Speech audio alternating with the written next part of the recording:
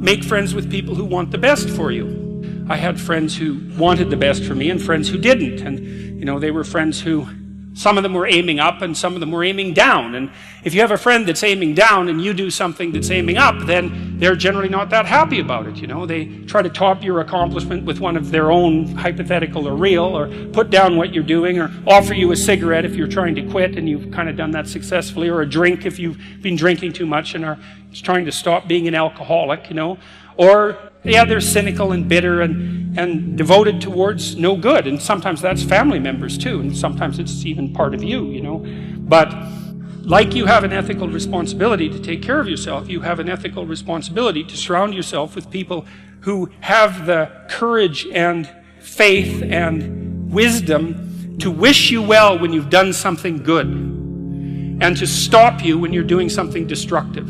And if your friends aren't like that, then they're not your friends. And maintaining your friendships with them might not even be in their interest.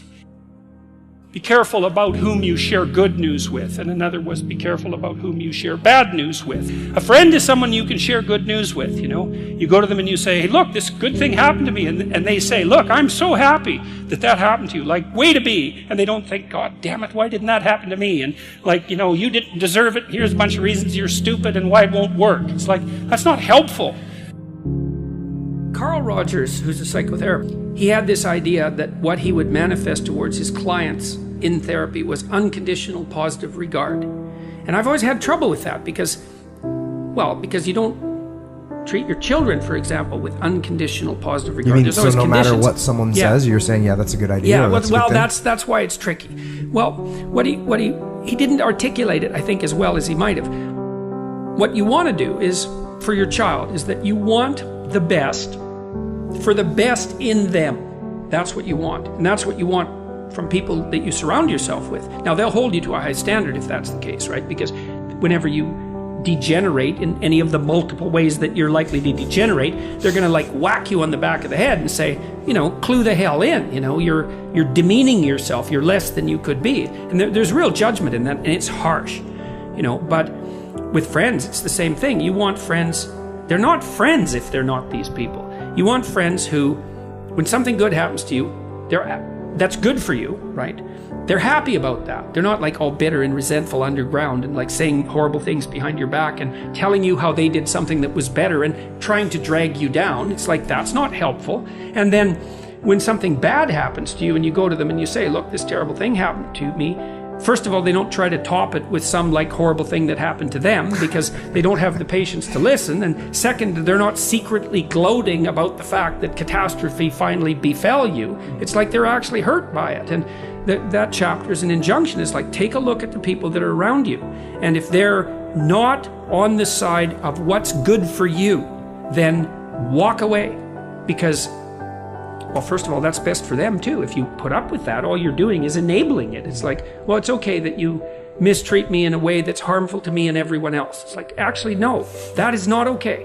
It's not the least bit okay. That doesn't mean you shouldn't try to help someone when they're down. That's a whole different issue. What if it's your family? So how you say walk away, right? Do you still walk away from your family? You do if it's necessary. Yeah. There's lots of different ways of walking away. Sometimes someone's on an incorrigible path. There's just nothing you can do.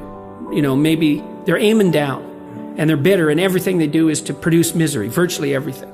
And you have to detach yourself from that. It's I always think about it from the perspective of a lifeguard. So if you're training to be a lifeguard, one of the things that you're trained to do is to approach someone who's drowning and panicking. And the way you approach them is you put your foot out between you and them and you push forward with your hands with your foot out.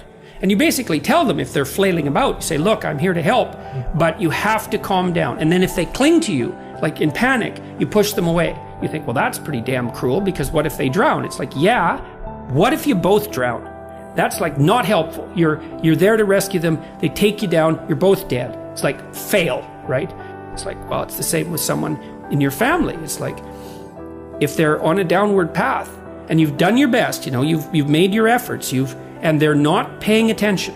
They're not changing. They say, yeah, well, I'll quit doing this. Yeah, I'll quit doing this. They tell you the same story over and over and over. It's a downhill path. You don't trust it. At some point, first of all, you stop offering your words, if you're offering words of wisdom to someone in the genuine attempt to help and they treat that with contempt, then shut up, because you're demeaning your words by throwing them away. You think, well, how do you help someone who's aiming down?